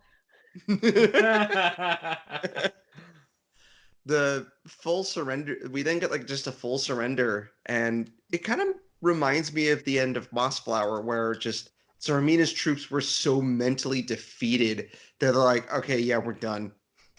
I like how Song kind of takes the initiative, sort of like walking among them, like, hey, put down your weapons and you shall not be harmed. And she's like, she was shocked that they did that. She's like, I'm a 12-year-old girl. Like, what? All right, now jump on one foot while patting your stomach and rubbing the top of your heads. Oh wow, they're doing it. But to wax historical for a moment, the scene was with the defeated vermin are throwing their weapons and armor into the lake. Feels like something out of World War II. I mean, during the trials against the defeated German army, they used the defense, well, I was just following orders. And, that doesn't excuse the crimes they committed, nor would that fly with the vermin here if they tried to use it. However, a lot of these vermin feel like they're actually like relieved to be done, that they don't have to do this anymore. They only follow it out of fear and self-preservation instead of malice. And I think there were a lot of soldiers in World War II who did the same thing. It doesn't absolve them of wrongdoing, of course, but it does humanize them. And Ryan really doesn't humanize the villains very often. but I think he did a good job here portraying the less malicious side of the enemy. Yeah, I don't think there's, as the series goes on, I don't think there's a lot of times where every single vermin gets killed. Like, I think there's some where, like, the vermin who surrender get to live. Yeah, no, I like this, and I like the fact that they start kind of having fun when they're throwing their weapons into the water, and the one that grabs Ulig's sword is like, "Ha! He won't be using this anymore," and just chucks it. Yes. And then, so Mocan is like, "Ha! I'm getting away! Hee hee hee hee! Hey, why is that hedgehog maid spinning those chains really quickly? Huh? She's got a pretty good throw. It looks like those might actually Oh God!" Yep. Oh no! She's very strong. Ow! The fact that I was alive 2 seconds ago! It's over! So long, Mocan. You died as you lived. A conniving coward. I love me a good Teen Girl Squad reference. Well done, sir. Happy to oblige. Bye, Mocan. You won't be missed. And they're like, "That was an awesome throw. What's your name?" "I'm Nettlebud." Yay! Yep. And to finish it, you know what? I like this song and song. Who sings the song? How many times can we say the word song? As many times as needed. As many times as they say the word snore on page, what the heck page is it on the paperback? 324. Turn to page 300.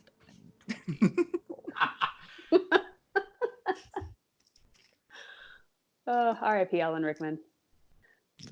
Meanwhile, back at Redwall, everything is awesome.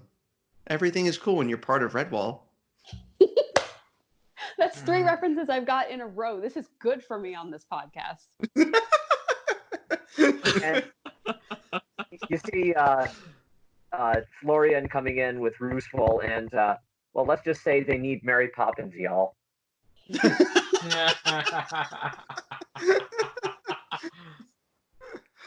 Oh God! Now I want Roosevelt to be played by Michael Rooker. There we go. If we get a voice option for voice actors, Roosevelt is Michael Rooker.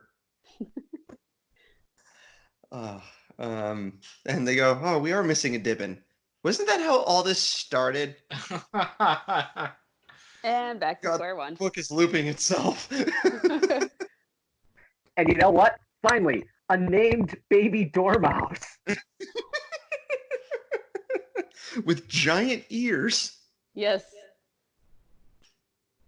And yeah, so I love this moment where it's like Rimrose finds him like, "What are you doing over here?"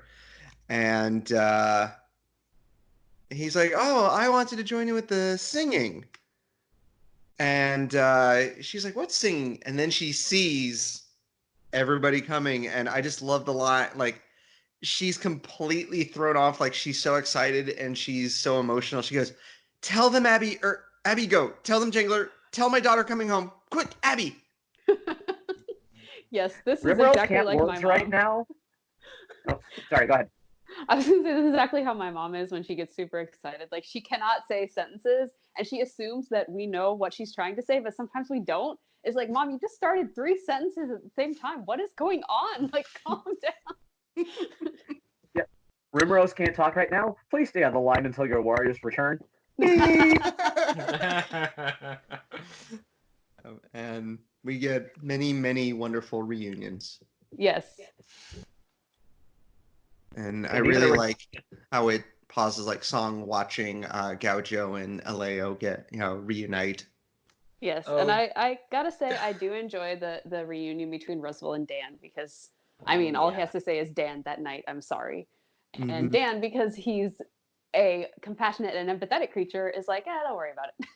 Yep. But I first dad of the season. But Dad, you called me a disgrace. No, he forgives him that quick. Of course. Yeah, I love that moment. And I even like it too because Dan's like, "Oh, forget it, Reguba." And he's like, No. You're the warrior now. Yeah. And we get awesome Solar Tree and Nettlebud being reunited, which I wish we could have seen that on screen. Yeah. There's a lot of stuff that happens off screen in this book that I wish would have been on screen. Yeah, if it wasn't We like needed a to rush make room story. for all of those songs. Yeah, apparently. Exactly. Yeah, too many songs. It's like if you cut half the songs and put in a little bit more story, we could have gotten a more satisfying ending. Or Yeah. at least made the songs a little bit shorter. You know, like you could have them in there, just make them maybe a half page shorter. Yep. No, you make songs now. So meanwhile, Dippler reunites with the Shrews, and he's like, oh, I'm sorry to hear about Bargle, which, great, that's the second time they mentioned that he died off screen. Poor guy. He deserved better. And so they're like, oh, we need to find, like, well, we didn't pick a new Log-a-Log because we have to find Fenno first. And I love Dippler's immediate reaction is like, oh, God, you're not going to make him the leader, are you? And they're like, no, we need to kill him. And he goes, well, don't bother with it. I killed him with my own rapier, even though it was snapped in half. And all of a sudden they're like, Log-a-Log. What's happening? Oh, you're a youngin'. You're Log-a-Log now. Wait, what? Because sure, why not? I mean, I actually don't mind this too much because it does seem like he has a lot of people around to advise him. Because you know that older shrew was reading him the rules, and he had what's his name, Mayon, to kind of help him. So I don't mind this as much as, you know, some of the other promotions that we all see. Oh, I'm happy for him, and I do like his comment of like no more bullying like the younger or smaller shrews. Oh yeah, So- there's not going to be that in Dippler's tribe. Nope. And so then they say that, well, Dan is like, Miss Krega, sorry I ran off and stole this sword, and he is now Dan is now being promoted to Redwall champion, which honestly this feels earned. Unlike with the last Squirrel Redwall champion. Well, like with Arvin, we literally never got to see or even read, like, in all of the Long Patrol, we never saw him actually do anything worthy of that title. And two, we were never even told of anything he did to earn that title. Unlike with Dan, we've seen his bravery in battle, we've seen him grow. This feels earned. I would agree. So, And that just leaves another champion to do.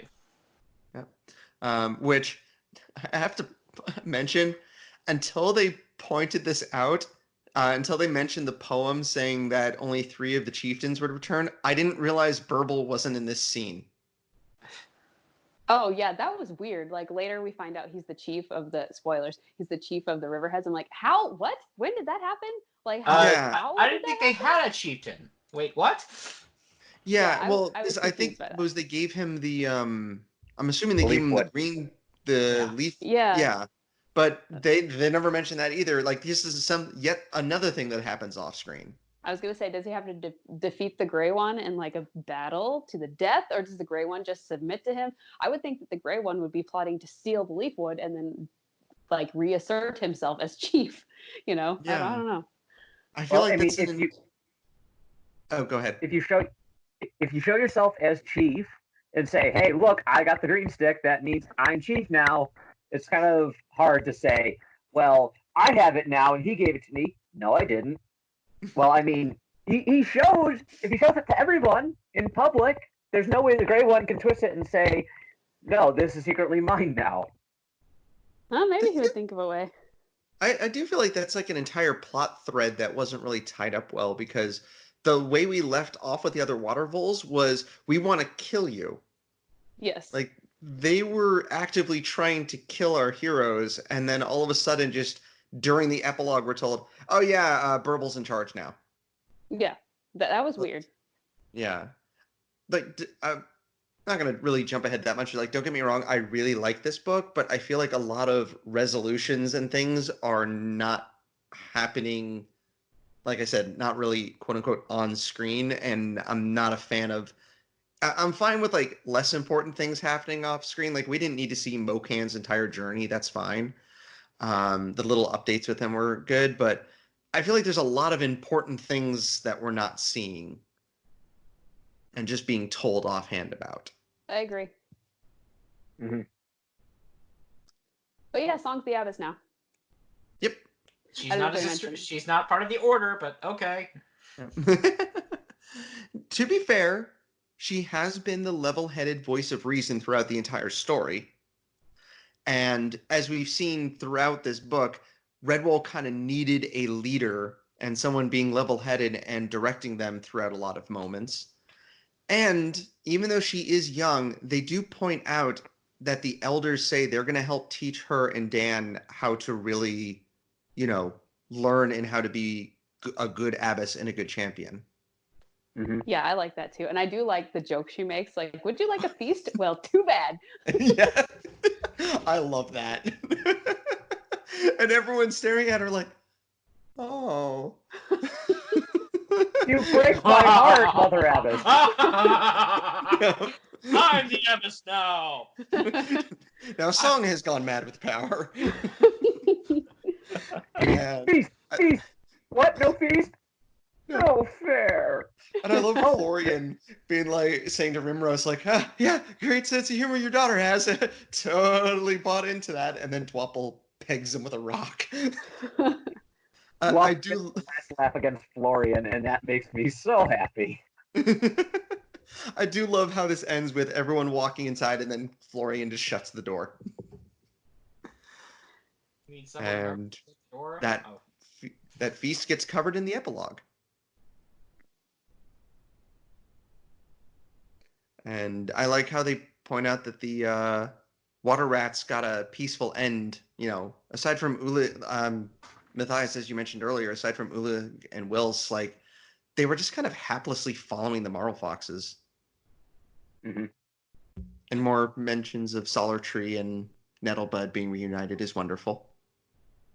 Yes, that makes me happy. Oh, one thing we didn't mention earlier, I forgot to cover. Mokan's last moment when he finally gets in the boat to get away, his loyal person he promoted doesn't go with him. It's like, right. Nope, you're on your own. Bye. Oh yeah, yep. Yeah, and I love how Mokan goes like, I'll be back and you're going to pay. And the guy's like, no, you won't.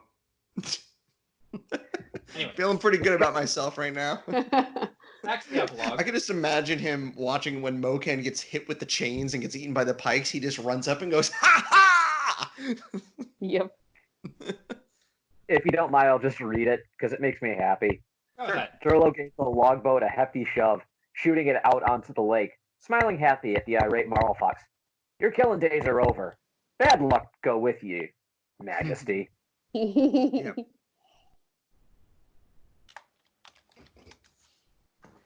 But yes, this was a good book. It's an original plot.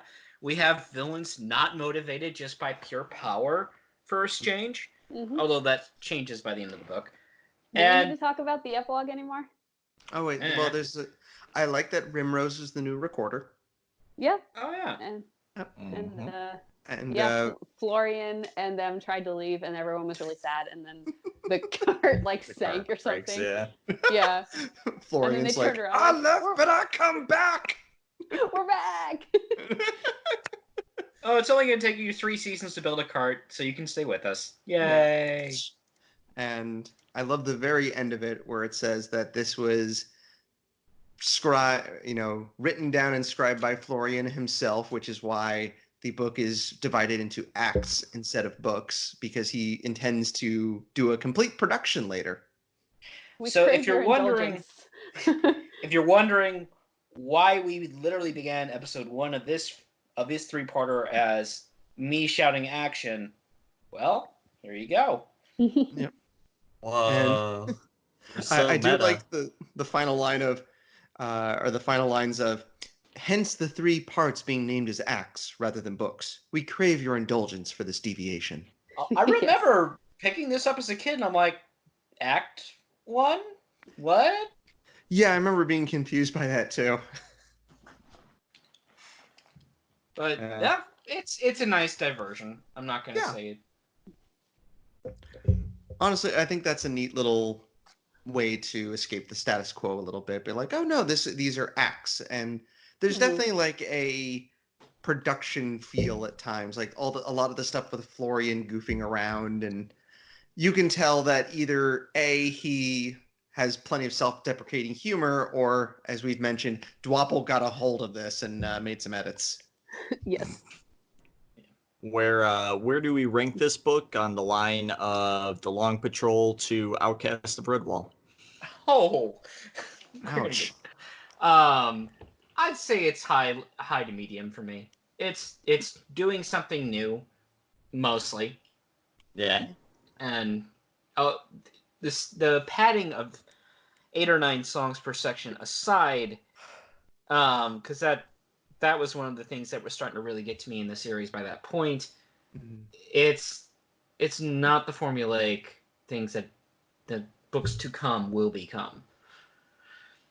Yeah, So.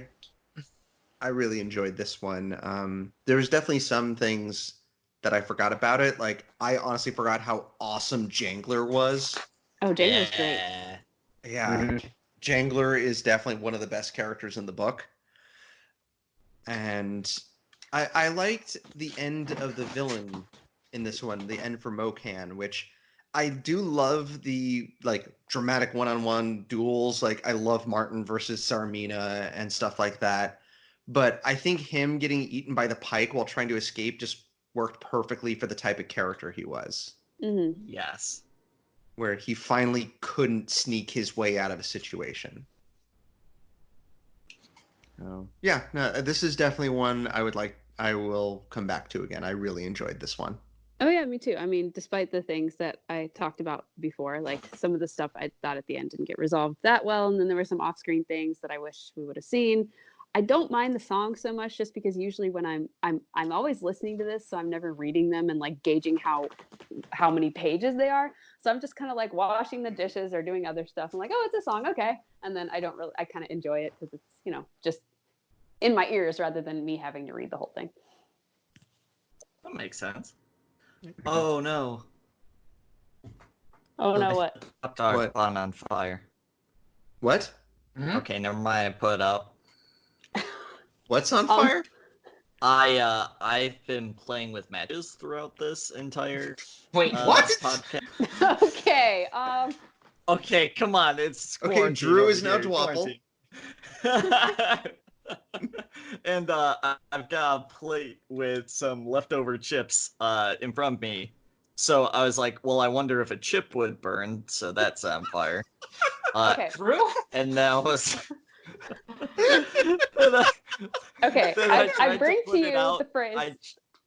I tried. Okay. to put it The out phrase, by "At least we're not putting on it fire." In between the hot dog bun. At least we're not on fire. Please, please, please do not make "at least we're not on fire" a lie. Please, please, please.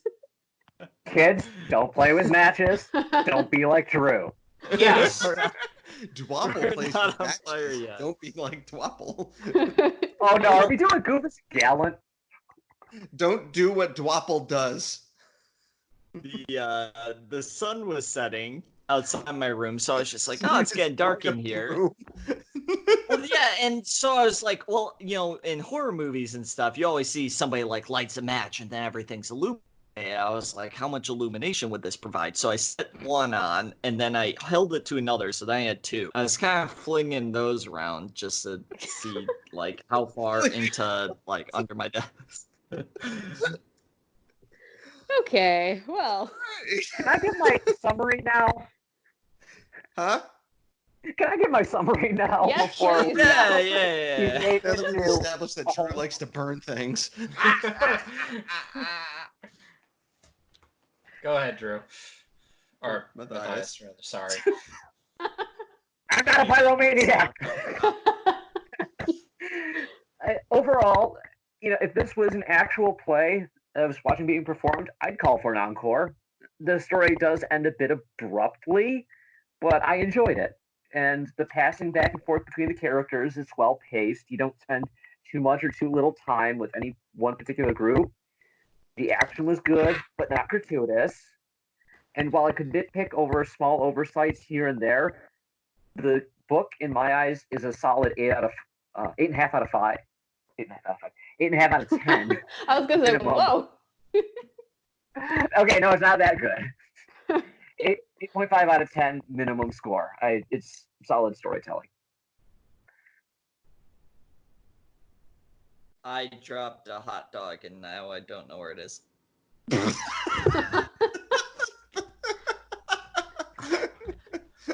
I got. Why don't you light it back so you can find it? No, don't encourage him. No, but it's like Is a hot disappeared dog into flammable? dimension. At least I got chicken. I have no clue. All right, well, BRB for a second. Oh my Okay. goodness. Alrighty. Oh. Yeah, that was So, next time. It was in my lap. don't make me censor anything, please. Next time, we are LZ. given the obvious scenario, folks. I posted this about on Twitter, and we want to put out some extra episodes for you guys. Given that all of us are kind of cooped up right now, so as is our tradition in April, next is Fan Fiction 3. Woo! And we're going to be scouring the internet. Whoa. Jeremy is apparently dead. Oh, god damn. Oh, Nikes? apparently That dead. was my entire leg. You alright? Yeah. Ow. What did you do to yourself? I have a Melwar ball I dropped on my toe. Yes, because apparently I lost my momentum here. Next is Fanfiction 3. We will be looking at the internet's Redwall fanfics. We will be looking at ones that make us laugh, make us groan, and then make Jeremy bash his head against his keyboard. So, not like that, yeah. After which, as a separate episode, if I get everybody together, and I'm leaning on our sibling podcast to see if they're available, trivia contest. I'm the Abbot. I get to write this, and because Adam, I haven't heard for in months. So I will not be part of a team. I will let you guys figure that out on who's on what team here. I've Who's on first? told her for the past 500 episodes, but I get Katie. Okay, Jeremy and Matthias, I guess you're working together. All right. Cool. Get wrecked, scrubs. We will defeat you. Yeah, all right. And fans, if you have a question, if you have a trivia question you'd love us to submit, I would love to hear it, preferably on Twitter. Actually, preferably send it to Pete directly so the rest of us Yes. can't see it. My direct email, you can send it to the general email, but my direct email is also on our website, pete@frustratedpodcast.com. And that email never gets any emails, so I'd love it. So, yep, we'll see how these guys do. And trivia contest. And, Matthias, depending on if we can do it now or we may have to push it off to later, I know you want to talk about a meta episode of the Redwall Online community back during its heyday. Yeah, if we could try and get in contact with a couple either admins or operators of some of the other Redwall fan sites. If anyone happens to be listening right now, like Lord TBT from the wiki or anyone else, we can always get Tamil back on, talking about the forum, this, that, the other. I think it'd be a lot of fun. Talk about where the fandom started and where it is now. Yep, I would agree with that. That'd be cool. Can I do the rundown of where people can find us? Please. All right. You can find us at, oh my God, I almost said frustratedpodcast.com. Oh God, I'm going to start getting those mixed up. All right. You can find us at recorderonthewall.com. We are on Twitter at ROTWpod. We have a email address, rotwpod@gmail.com. You can listen to us through iTunes or Apple Podcasts. I don't care what it's called anymore. Google Play. We are also on Spotify. You can check us out and interact on the Eulelia subreddit. And by interact, I mean probably just with Pete. And on the Redwall forums, you can also go on there. We're featured on there as well. All right. Well, until next time, this is Pete, your anchorman, signing off for the night. This is Jeremy. This is Matthias reporting from the field. This is Drew. Stay safe, folks. I'm KD.